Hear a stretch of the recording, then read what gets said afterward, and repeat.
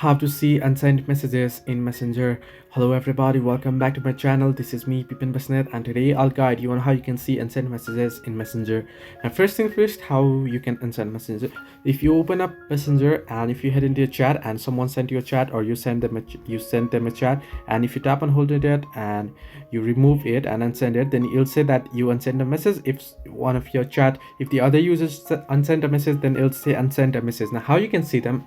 Unfortunately, there is no any way that you can see and unsend messages. Now if you have a proper lock, if you have turned on notification for the Messenger, then you will get the notification on your Messenger, on your notification bar, right? Like this that I've got on Snapchat here, sent you a chat. Similarly, you'll get the notification from Messenger if someone had sent you a message, or from Facebook Lite as well.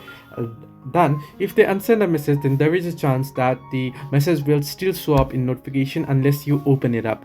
Once you open it up, then it might show that it has been unsent, but it might show there in the notification bar. So this is the only way that you can see unsent messages in Messenger. Hope this helped you. To like and subscribe, and do not forget to leave a comment down below if you have any further issues.